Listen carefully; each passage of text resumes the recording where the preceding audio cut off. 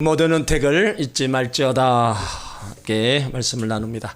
오늘이 2023년 추수감사주일입니다. 우리가 감사하면은 참 여러 부분으로다가 생각해 볼 수 있습니다. 농부에게 감사는 여름의 장마와 태풍 가운데도 가을에 풍성한 열매를 거둔 것에 대한 감사가 있을 겁니다. 사업하시는 분들은 늘 불경기 또 어려움 속에서도 매출이 증가하고 잘 되게 하신 거 더 감사드릴 겁니다. 직장 다니시는 분들 또한 내가 다니는 회사가 그 불경기 가운데도 매출이 증가하고 든든히 서게 된 거 아마 감사할 겁니다. 우리 모두가 지금까지 살아왔은 것 다 하나님의 은혜였음을 고백하며 우리는 감사하지 않을 수가 없는 겁니다.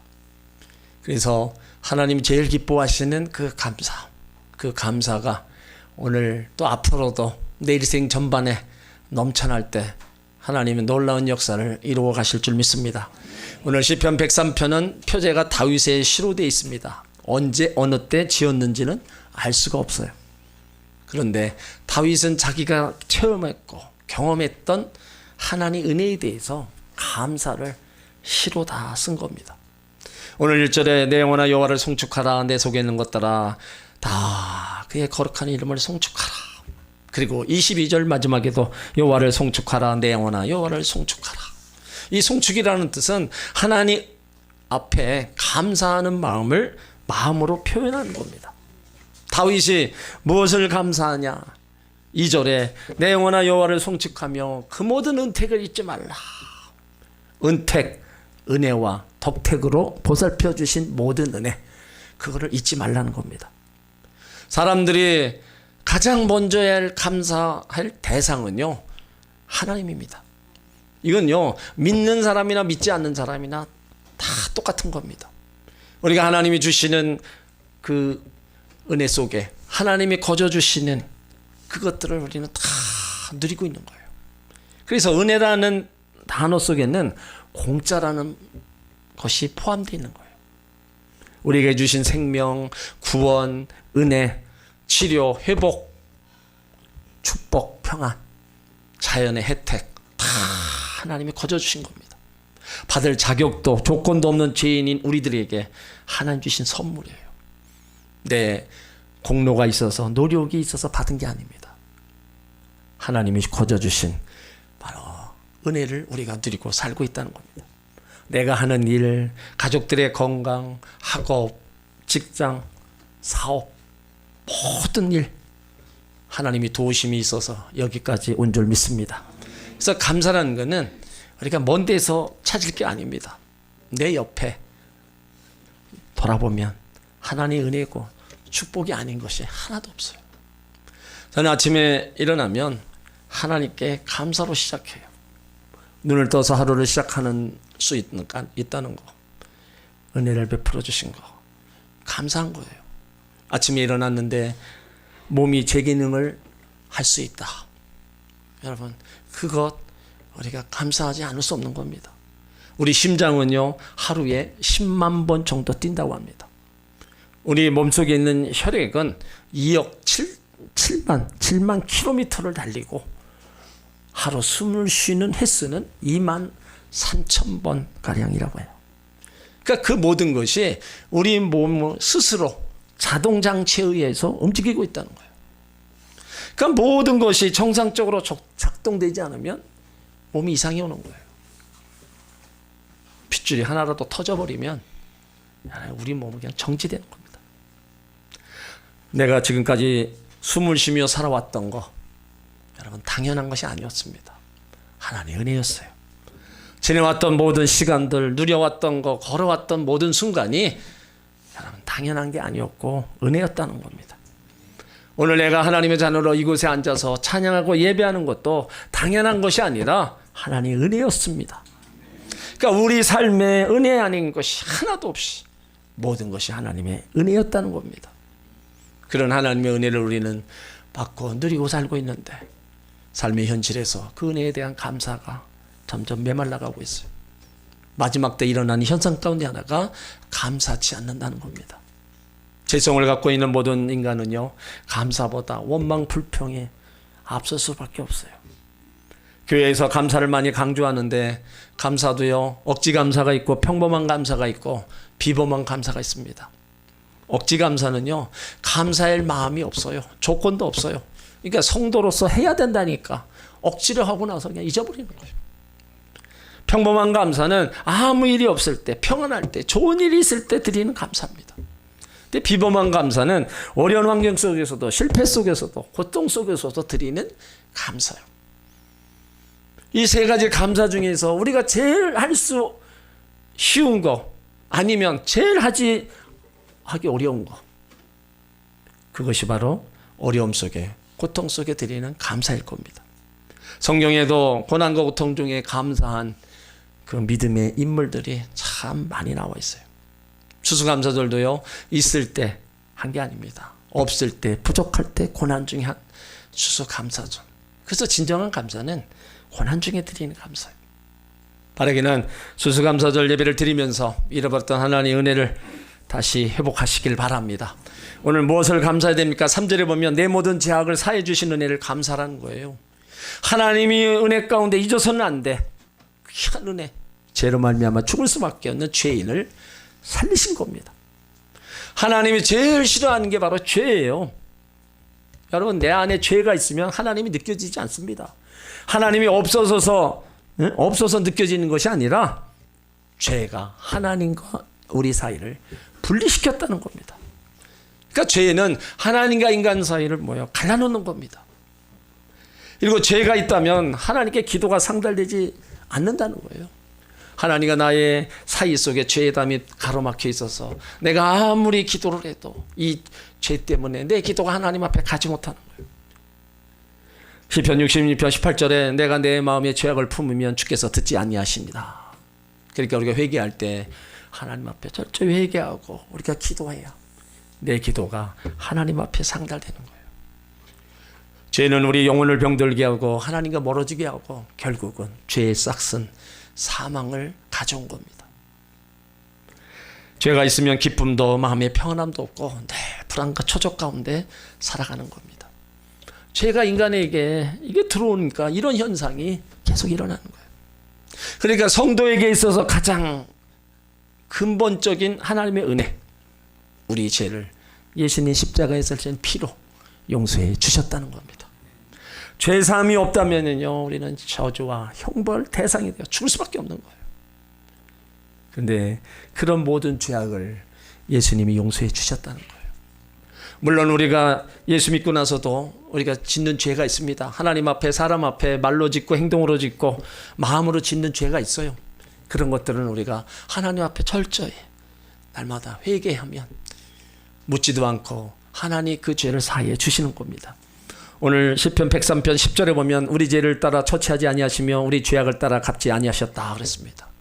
죄를 따라 처치하시고 죄를 하나하나 물으셨다면 이 자리에 있을 자가 누가 있습니까? 그런데 그런 모든 죄를 다 멀리 옮기셨다는 거예요. 12절에 보면 동이 서에서 먼 것 같이 우리 죄가를 우리에게서 멀리 옮기셨다. 동쪽에서 서쪽이 멀리 떨어져 있는 것처럼 우리 죄를 끝에서 끝까지 다 옮겼다는 거예요. 그래서 다시는 죄가 우리를 괴롭게 할 수 없고 죄에 붙들려 살지 않도록 죄에서 그 사함의 은총을 베풀어 주십니다. 그러니까 항상 우리가 하나님 앞에 나와서 철저하게 회개하고 또 하나님 앞에 바로 서면 그 모든 죄를 다 돌이키시고 기억지 아니하시고 용서해 주시는 그 하나님 은혜가 바로 우리 가운데 있다는 거예요. 다윗도요, 이 하나님이 허락하신 죄사함의 은혜를 경험한 사람입니다. 밧세바와 간음하고 나서 그 사실을 돕기 위해서 남편 우리아의 전쟁터에 나서 죽게 합니다. 그러나 하나님이 이걸 아셨어요. 그래서 나단 선지자를 통해서 다윗을 책망합니다. 그때 그 책망을 들은 다윗은 내가 죄인이고 내가 잘못을 했다 변명하지 않았어요. 그대로 자기 죄를 인정하고 상하는 마음으로 통회하는 마음, 눈물로 회개합니다. 왜 그렇게 다윗이 눈물로 회개했느냐? 그 죄가 무서운 걸 알았어요. 내가 죄가 있으면 하나님이 나에게 가까이도 아니하시고 죄가 있으면 나에게 기쁨이 없으니까 그 죄를 용서받기 위해서 철저히 용서를 구하고 하나님이 용서해 주셔서 구원의 기쁨을 다시 회복했어요. 그래서 그가 고백한 그 죄사함이 복이 있는 자라고 시편 32편 1절로 2절로 말합니다. 허물의 사함을 받고 자신의 죄가 가려운 자는 복이 있도다. 마음에 간사함이 없고 여호와께 정죄를 당하지 아니하는 자는 복이 있도다. 여러분, 우리가 어느 때 제일 기뻐요? 자녀들이 좋은 대학 들어가고 취직하고 남편들이 하는 일이 잘 되고 직장에서 승진할 때 감사하고 기쁜 겁니다. 그런데 이거는 우리 눈에 보여지는, 손에 잡혀지는 그런 감사입니다. 그런데 보이지 않는 영적 큰 기쁨이 바로 죄와 허물 예수님 보혈로 덮어주셨다는 거예요. 죄와 허물로 인하여 심판받을 수밖에 없는 나를 예수님이 사망에서 생명으로 옮기셨다는 겁니다. 지옥 갈 영혼이 천국 백성으로 삼아주셨다는 거예요. 그래서 우리가 복 있는 자라는 겁니다. 다윗이 그것을 그렇게 깨닫고 나서 복 있는 자구나, 그걸 알았던 겁니다. 그러므로 예수를 믿음으로 죄용서 받고 하나님 자녀된 것을 감사하시길 주의 이름으로 축원합니다. 또 내 모든 병을 고치시는 은혜 감사라는 겁니다. 모든 육체의 질병은 죄 때문에 생기는 건 아니지만 죄로 인해서도 발병할 수 있습니다.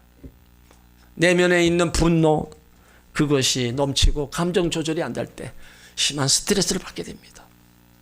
우리 연약한 인간은요, 쉽게 금이 가고 깨어지고 질병에 걸려서 고통을 당합니다. 그것은요, 누구도 피할 길 없는 거예요. 근데 예수님은 우리의 그런 모든 아픔, 상처, 그 질병을 다 아시는 분이고 그러한 것을 치료하실 수 있는 또 능력이 있으신 분입니다. 그래서 항상 예수님을 따라다니고 예수님 앞에 나와서 그 치료함 받기 위해서 회개하며 기도하며 치료 은혜를 구하는 자들을 하나도 그냥 외면하지 않은 거다 치료해 주셨어요. 그런데 먼저 보신 게 뭐냐? 죄의 문제를 먼저 해결해 주셨고요. 그 다음에 병자들의 믿음을 보셨어요. 그 낫고자 하는 믿음. 그러면서 그의 감사의 고백을 들으시고 다 고쳐주셨습니다. 이건 지금도 우리 가운데 그대로 역사하시는 겁니다. 우리가 제사함의 기쁨과 감사가 있을 때 더 빨리 육체의 질병은 치료될 수 있다는 겁니다. 하나님은 우리들이 세상에 살아가면서 건강하게 살 수 있는 신령한 약들을 주셨어요. 물론 신구약도 있지만 그것보다 더 대표적인 약, 감사라는 약입니다. 이 약은 예수님이 약값을 다 치렀기 때문에 돈 없어도 구입할 수 있는 약이고 언제 어디선지 구입할 수 있는 약입니다. 돈 없이 살 수는 있다지만 이 약을 항상 복용하는 사람은 그렇게 많지 않아요. 이 약의 복용법이 이렇게 쓰여 있습니다. 공복 시 식전 신우를 막론하고 매일 수시로 무슨 일을 하든지 항상 복용하십시오. 어떻게 복용하느냐에 따라서 그 약효는 분명히 나타납니다. 고가의 치료약보다도 치료의 효과가 보장되는 감사, 이것이 만병통치약이라는 겁니다. 사회학자 스탠리 박사도 이런 얘기를 합니다. 요즘 시대는 질병 중 암을 가장 무서워하는데 암보다도 무서운 질병이 있다. 그것은 감사의 불감증이다. 감사는 사람의 마음과 육신의 병도 치유하고 환경도 변화시키지만 불평과 불만은 사람의 마음을 피폐하게 만들고 인간성을 파괴할 뿐만 아니라 온갖 질병을 가져온다. 완전히요, 극과 극입니다. 감사와 원망 불평은요 완전히 다른 거예요. 헨리 조이시라는 사람은요, 감사하는 마음은 마치 병을 예방하는 예방주사와 같고 치료하는 항생제와 같고 상한 것을 방지하는 방부제와 같다. 여러분, 얼마나 의미 있고 멋있는 말이에요. 병원에 신방 가서 기도해 주면요, 마음속에 이분은 낫겠다, 그런 분들이 있어요. 근데 저 사람은 참 쉽게 낫지 않겠다, 그런 생각이 드는 경우가 있어요. 왜 그러느냐? 환자 중에 그 고통과 지루함 속에서 감사하는 사람은요 빨리 치료를 받습니다. 그런데 온갖 불평을 하고 인상을 쓰는 사람은요 병이 쉽게 낫지 않아요. 그만큼 내 안에서 뭐가 나오냐? 독소가 나오는 거예요. 원망 불평하면. 하지만 감사의 삶은요 엔돌핀이 나오고 치료제가 나오는 거예요. 그래서 감사하는 사람에게 치료와 회복이 더 빨리 나타나는 것을 믿으시길 바랍니다. 그래서 여러분들이 몸이 아플 때뿐만 아니라 삶과 생활 다 마찬가지예요. 그 감사의 하나님의 역사는 분명히 나타나게 되어 있다는 겁니다. 오늘 하나님께서 죄와 사망의 자리에서 영원히 죽을 수밖에 없는 죄인들, 그들에게 인자와 긍휼, 은혜와 사랑을 베풀어 주셨습니다. 4절에 보면 내 생명을 파멸해서 구속하시고 인자와 긍휼로 간을 씌우셨다 했습니다. 하나님의 인자와 긍휼, 선하심과 불쌍히 여기심이 없으면 우리가 여기 나올 수가 없어요. 그러니까 하나님의 인자와 긍휼하신 은혜, 이것을 우리가 기억하며 감사해야 된다는 겁니다. 여러분, 누가 하나님의 은혜에 감사할 수 있어요? 하나님의 하신 일, 하나님이 누구신가, 하나님이 어떤 분인가를 알 때 가능한 겁니다. 하나님은 누구신가를 모르면요, 하나님이 나에게 행하신 일을 모르면 감사할 수 없는 거예요. 그런데 하나님 나를 위해서 행하신 일, 나를 위해서 예수님을 통해서 행하신 일, 이런 거 한 가지 한 가지 다 깨달았을 때 저절로 감사가 나오는 거예요. 비록 나의 환경이 힘들고 어렵다 할지라도, 많은 것을 소유하지 못했다 하더라도 하나님으로 인해서 즐거워하고 나의 구원의 하나님으로 즐거워할 수 있다면 축복된 인생인 줄 믿으시길 바랍니다. 우리는 추수감사절을 보내면서 우리 환경과 현실은요, 감사보다 힘들고 어려운 일이 더 많습니다. 기쁘고 즐거운 일보다 염려 근심이 더 있어요. 그럼에도 불구하고 우리 모든 죄악을 사시며 우리 생명을 파멸해서 속량하시고 인자와 긍휼로 간을 씌우신 구원의 하나님으로 인해서 더 기뻐할 수 있는 여러분들 되시기를 주의 이름으로 축원합니다. 다윗은 하나님께서 죄악을 사하시며 생명에서 또 우리를 구원해 주실 뿐만 아니라 5절에 보면 좋은 것으로 내 소원을 만족해 하사 내 청춘으로 독수리같이 새롭게 하심에 감사라고 얘기하고 있어요. 좋은 것으로 내 소원을 만족해 한다. 하나님은 우리에게 좋은 것을 주시는 분입니다. 우리의 약점이 있고 허물이 있고 다른 사람이 볼 때 부족함이 있음에도 불구하고 긍휼히 여기셔서 더 좋은 것, 풍성한 것을 주시기를 원하시는 거예요. 그것을 또한 우리는 받고 누리고 있습니다. 그래서 우리가 할 일이 뭐예요? 어느 곳에 있든지 무엇을 하든지 누구를 만나든지 그리스도인이기 때문에 감사의 삶을 살아가는 거예요. 골로새서 3장 17절에도 또 무엇을 하든지 말에나 일에나 다 예수 이름으로 하고 그를 힘입어 하나님 아버지께 감사하라. 하나님 아버지께 감사하는 자에게 풍성한 은혜와 복을 더하여 주십니다. 또 믿는 자의 소원을 들어주시는 하나님입니다. 응답도 좋은 것으로 주시고 더 나가서 만족해 주신다는 거예요. 그래서 성경에는 많은 기도의 약속들이 나와 있어요. 그 약속을 주신 이유가 뭡니까? 다 주시겠다는 거예요. 악한 자라도 자식에게 좋은 것 주는 줄 알거든 하물며 하나님께서 기도하고 구하는 자에게 좋은 것 주시지 않겠느냐. 믿음으로 기도하는 그 아픔의 몸의 상처의 질병을 치료해 주신다. 하나하나 우리 가운데 필요한 거, 그 말씀대로 다 주셨다는 거예요. 우리가 당하는 고통과 상처 무관심한 분이 아닙니다.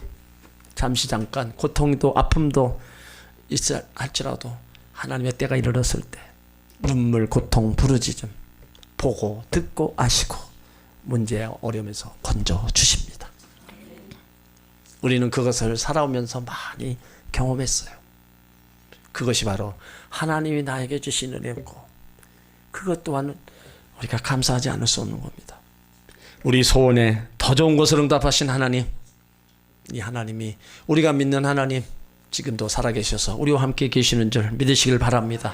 우리가 예수 잘 믿고 열심히 기도하면 염려하고 걱정할 게 별로 없습니다. 왜 그러냐면 우리에게 소원을 주시고요, 그 소원을 이루어 가시는 분이 하나님이셔요. 내가 바라는 것보다도 더 좋은 것 주시기를 기뻐하시는 하나님입니다. 그러니까 그의 나라와 그 일을 구하며 우리가 하나님 먼저 신앙으로 나가는 그 믿음의 길 앞에 하나님이 우리 필요한 거 하나하나 다 채워가시는 거예요. 이것을 우리가 신앙생활하면서 경험을 해야 된다는 겁니다. 또 내 청춘으로 독수리같이 새롭게 하신다고 했습니다. 몸은 늙어도 마음은 독수리처럼 새롭게 하신다는 거예요. 연세대 명예교수 김용식 교수가 쓴 100년을 살아보니 여기에 인간은 늙어가는 것이 아니라 익어가는 것이다 얘기하고 있어요. 꽃이 피었다가 열매를 맺고 익어가는 과정이고 그 기간에 가장 중요한 게 지혜라는 거예요. 지혜를 갖춘 노년기가 있는가 하면 지혜를 갖추지 못한 노년기가 있다고 얘기해요. 또 지혜를 설명하면서 계속해서 공부하라는 거예요. 책을 통해서 지식을 넓혀가라. 사람은 성장하는 동안은 늙지 않는다. 노인이 되지 말고 어른이 되라는 겁니다. 비록 육체는 늙어가지만 열정이 있고 비전이 있어야 된다는 거예요. 바울이 고백한 것처럼 우리 겉사람은 후패하나 속사람은 날로 새로워진다. 내 안에 예수님으로 함께하고 내 안에 끊임없는 열정, 내 안에 새롭게 찾아나가는 그 비전, 이런 것들로 계속해서 살아가라는 겁니다. 그러면 늙어가는 것이 아니라 익어간다는 거예요. 노년이 더 아름답게, 아름다운 노년을 맞이할 수 있다는 거예요. 여러분 모두가 다 나이 탓하고 그냥 머물러 있으면 안 됩니다. 끊임없이 책을 보고요, 끊임없이 성경도 보고요, 성경도 쓰면서 뭔가를 여러분들 스스로가 찾아 나가야 내 겉사람과 더불어 이 속사람은 더 알차게 익어가는 거예요. 그래서 그 노년의 인생이 정말 아름다운 겁니다. 누가 보아도 아름답고 누가 보아도 풍성한 열매를 거둘 수 있는 그런 삶으로 달려가는 겁니다.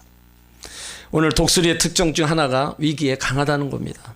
하나님은 우리 인생을 독수리같이 올라가게 하시고 새 힘을 주신다고 말씀하고 있어요. 이사야 40장 31절에 오직 여호와를 앙망하는 자는 새 힘을 얻으리니 독수리가 날개치며 올라간 같을 것이요 다른 박쥐라에도 곤비치 아니하겠고 걸어가도 피곤치 아니하리라. 그러니까 독수리는 젊음과 활기를 상징하잖아요. 이런 모습이 우리 가운데도 있어야 된다는 겁니다. 어떻게요? 성령의 능력이요, 여호와를 송축하며 감사하는 자에게 끊임없이 공급되는 겁니다. 믿는 자에게 새 힘을 주시고 날마다 새롭게 하시는 하나님의 은혜가 임하는 거예요. 그러니까 우리가 하나님을 찾고 하나님을 찬양하면서 우리가 달려가야 되는 겁니다. 하나님께서 우리에게 소원을 주시고 만족해 주실 뿐만 아니라 고난과 시련도요, 어려움도 그냥 두시잖아요. 우리 믿음의 날개가 강해지게 하시고 믿음의 날개가 강해져서 날마다 독수리같이 새롭게 해주시는 겁니다. 오늘 여러분의 환경이 어떻습니까? 힘들고 어렵고 입력 근심, 이것은 어찌 보면 우리가 이 세상을 떠날 때까지 있을 겁니다. 말씀대로 살려고 기도하는데 기도응답이 지연될 때도 많이 있을 거예요. 여러 가지 일어나는 일 앞에 보면 불평할 때도 있을 겁니다. 독수리 날개에 힘이 생기려면 시간과 연단이 필요한 것처럼 믿음 역시 강한 힘을 가지려면 연단과 훈련이 필요합니다. 그러므로 하나님께서 날마다 우리 청춘을 독수리같이 새롭게 하시는 분이기 때문에 고난과 시련, 눈물의 고통 속에서도 감사할 수 있고 기뻐할 수 있는 믿음의 날개가 생길 수 있도록 여러분들이 감사하시길 바랍니다. 그 믿음의 날개만 있으면 우리는 어떤 것도 다 이겨나갈 수가 있는 거예요. 예수 믿어도 삶의 위기와 시련이 있습니다. 가정에 어려움이 있어요. 내 병을 빨리 고쳐주지 않을 수도 있습니다. 능력이 없어서 하나님이 그렇게 지연시킵니까? 아니에요. 불가능한 현실 속에서 하나님은 우리 하루하루를 붙잡아주고 계세요. 그렇다면 우리가 할 일이 뭡니까? 하나님 앞에 감사함을 다 내려놓는 거예요. 아무리 세상이 힘들고 어려워도 우리는 감사라는 믿음의 날개만 있으면요, 독수리같이 새롭게 날아가는 새 힘을 주시고 이 세상에서도 천국을 맛보게 하실 겁니다. 인간의 삶 속에 가장 풍요롭고 행복하게 사는 비결 뭔데 있지 않습니다. 바로 감사 생활에 있어요. 어떤 환경이든 감사하면 그 환경이 좋아지고 작은 천국으로 변하는 겁니다. 아무리 좋은 환경과 저택에 살아도 감사가 없고 불평만 하면 지옥이 되는 거예요. 불평하는 사람의 마음, 그건요, 환경, 옆에 사람 다 오염시키는 겁니다. 축복은 감사의 문으로 들어옵니다. 하지만 불평하는 문으로 그 축복이 또 나가는 거예요. 비록 가난하게 살아도 감사하고 긍정적이고 적극적으로 사는 사람은요, 생활이 점점 나아지는 걸 봅니다. 그래서 결국은 잘 돼요. 반대로 남보다 돈이 많고 잘 살고 아무리 그래도 불평하여 살면 그 불만 속에 삶과 생활이 하나하나가 자꾸 메말라가는 겁니다. 이런 일들이 감사 속에서 일어나는 일들, 원망과 불평에서 일어나는 일들, 그 삶을 결국은 내가 만들어가는 거예요. 그러므로 어떤 어려운 환경 속에서, 실패 속에서도, 고통 속에서도 비범한 감사가 여러분에게 있기를 바랍니다. 하나님은 그 감사의 고백 속에 구원의 역사를 이루어 나가신다고 말씀하고 있어요. 시편 50편 23절에 감사로 예배를 드리는 자가 나를 영화롭게 하나니 내가 하나님의 구원을 보이리라. 자신의 행위가 옳게 보여도 감사함 없는 행위는요, 교만에 불과하고 구원을 이루지 못합니다. 그만큼 하나님이 일하심과 역사하심이 분명히 다르다는 겁니다. 그러므로 행복하고 여유있고 넉넉한 삶을 원하시면 감사하는 생활을 힘쓰시길 바랍니다. 잃어버린 감사를 회복하시길 바랍니다. 이 추수감사절 정말로 힘들 때, 어려울 때, 고통 속에서 드린 감사절기였어요. 그렇다면 지금 하나님 주시는 풍성함, 이것을 우리는 얼마든지 더 감사할 수 있고, 이 감사가 우리 안에 넘쳐날 때 가정에 행복이 넘쳐나는 것이고요, 교회에 은혜가 넘쳐나는 거예요. 그리고 내 영혼 속에 천국을 사모하는 그 마음을 소유할 수 있는 겁니다. 우리를 둘러싸고 있는 삶의 현실, 많이 어렵고 힘들고 무거운 짐들이 있어요. 그렇다면 감사로 다 풀어가시길 바랍니다. 절대로 불가능하다고 생각되는 일을 절대로 가능한 일을 바꾸는 능력이 감사입니다. 하나님께로부터 받은 모든 은혜에 대한 감사, 또 다른 축복을 얻게 되는 거예요. 그래서 이것이 우리를 향한 하나님의 뜻이다. 그 뜻을 행하는 자에게 하나님은 놀라운 역사를 이루어 가시는 거예요. 우리는 추수감사절을 지키면서 무엇을 감사해야 돼요? 손에 쥐어진 거, 환경, 이것보다도 하나님이 지금까지 나를 인도하신 모든 은혜 다 감사해야 돼요. 그리고 죄악을 사하시고 병을 치료하시고 생명을 파멸해서 구속하시고 인자와 긍휼로 가운을 씌우신 하나님의 은혜, 모든 소원을 만족해 하시고 나를 새롭게 하시고 강건케 하신 하나님의 은혜, 이 모든 은혜에 감사하시길 바랍니다. 하나님이 주신 모든 은택을 잊지 말고 항상 감사하며 살아가는 성도 여러분 되기를 주의 이름으로 축원합니다.